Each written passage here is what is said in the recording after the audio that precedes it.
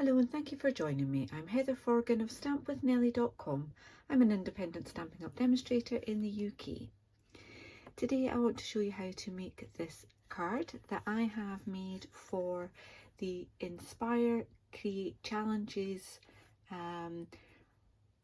number 102, which is a sketch challenge. Now the sketch is actually a circle and a sentiment flag there, so I've kind of gone a little bit rogue, but not too far. So instead of the circle, I've got this design here. So I'm going to show you how I did this.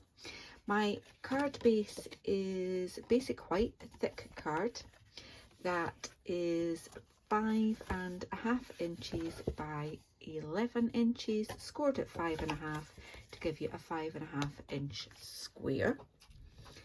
And the designer series paper that I have used both for the background and for these squares all comes from Peaceful Place. So this is a great way to use up little bits of designer series paper because these squares are only 1.25 inch. And I have two different designs, one just a little bit darker than the other, and I am using some of the silver foils that come in a speciality pack. Now the pack actually has 3 different shades, so that one's smooth but a darker colour, this one super shiny, has a little bit of a grain to it, and this one that has a lot of grain to it. So 3 different silver foils that come in one pack. So I'm using 2. I'm using the matte one and the super shiny one there, and I've got a 5.25 inch square piece of designer series paper to add onto there. I've got a little bit of white card to do the sentiment, and I will back that onto the opposite side of that paper this time. I used some of the foil on that one, but just going to change it up that little bit. So the first step is to glue these pieces of designer series paper onto those squares. So I'm going to do that and I will be back with you in a moment. Okay, so I have used my trusty multi-purpose glue to stick those pieces on there. Now if you watch my videos regularly, first of all, thank you. Secondly, you'll know that liquid glue is my glue of choice. But I will concede that when you're gluing paper onto shiny surfaces like this foil, having that normal bit of wiggle room that I like can be a bit of a detriment, and you might find that things slide about when you don't really want them to. But I think not too bad on that. So let's make up this design here. Now I'm going to bring in my silicone mat for that.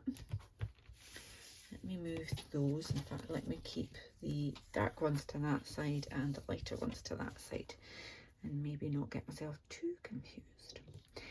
Now, hopefully you can still see those grid lines through my silicone mat, and I'm going to use them to try and make sure that I get this kind of square-ish. Okay, so I'm just putting my first one down. Each one of them I am going to just add some glue to one edge of it. Okay, now this, yeah, I'm just thinking, wait a minute, I've got the wrong one. So what I am trying to do is make sure that I've got the points there in line with that line when I've got those ones in line there, if that makes sense. And then I can turn it round and I can do it again. Okay, so I will line up point to point, and then that's along that line there. Add some glue, and I'm doing point along there, like so. And I need a darker one.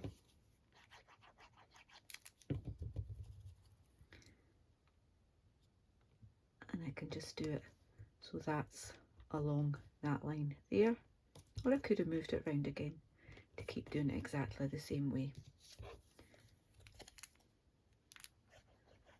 Just some glue there, and again point to point there, just trying to keep it nice and symmetrical.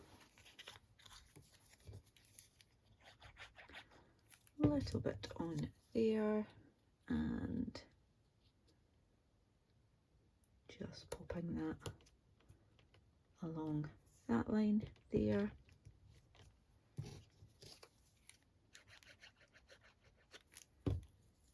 Okay, and get myself confused here. That is kind of filling in the square there. Okay, so this one, the last one, I don't want to glue it to the back as I would normally do. I need to tuck it in, so I need to tuck it like that. Okay, so I want to put glue on that side there, and this is where your silicone mat comes into its own, because if you've got glue on a bit that you didn't really want to have glue on, it's just gonna stick. Well, in fact, it won't really stick onto your mat. So I can just play about with that until I'm happy with where I've got it, and then press that down. Okay, now I'm just going to take my bone folder and just give that a good press all the way like that. Now it's a little bit bumpy in the middle, so my solution to that was my solution to quite a lot of things, and that's bling it up. Just taking one of the larger rhinestones and popping that in the middle there. Okay, so that is ready to be put onto my card. Looks quite complicated, really isn't. How pretty is that? That other side, the foiled sign. I did think about that, but I thought it was just maybe a bit too blingy, and it was quite nice to actually have a bit of a more subtle background on that. So with this, I'm simply going to decide where I want to put it, relatively central. Just for a bit of extra security,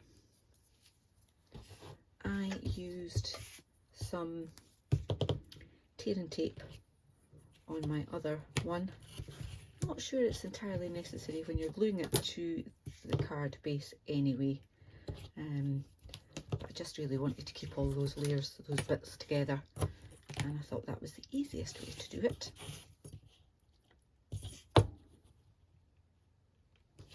Like that. Okay, take that backing all off.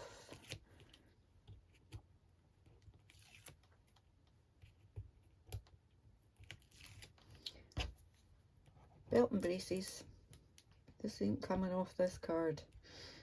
Add a little bit of white glue to the corners as well. Okay, so I've got that.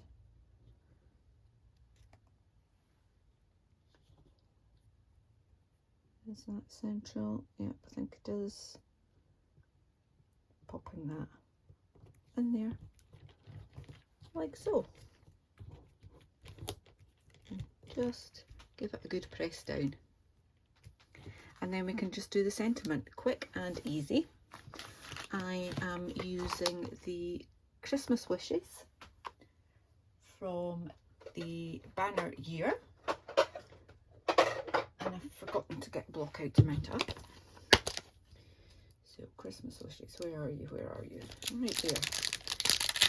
I love this set. It's a really pretty little set of lots of things that great for all year round. And it is a nice, cute little sentiment. Now I've just got a little bit of white, a little scrap as I mentioned earlier. I'm going to stick with the foiling, the silver, do a quick embossing buddy swipe.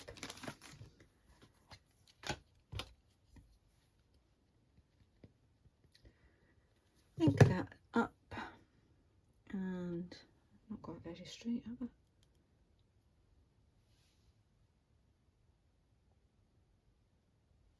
That's it.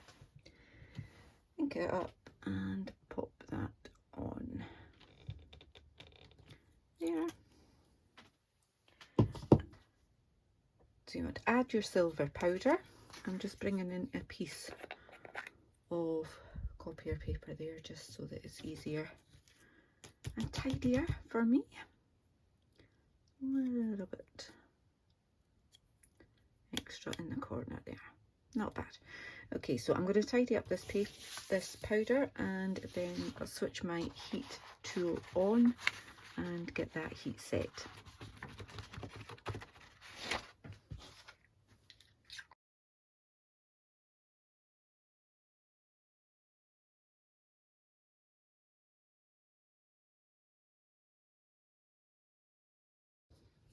Okay, happy with that, and I can pop that on there. Let me just chop that.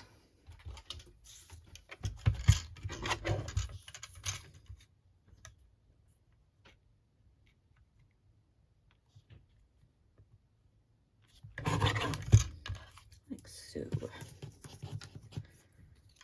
Pop some glue on the back of that.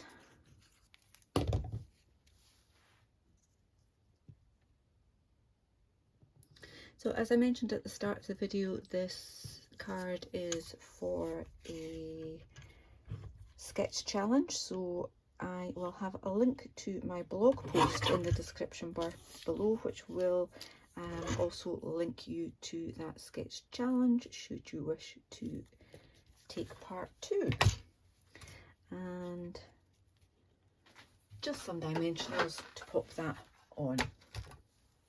My blog post will also have a list of all of the products that I've used, and you can use those links to shop in my online shop if you're based in the UK. I hope that you have enjoyed today's tutorial. I've just got a little bit more to do. I'm going to pop that there. And no card is complete without a few extra bits of bling, so let me just pop some of them. Should have used my tool.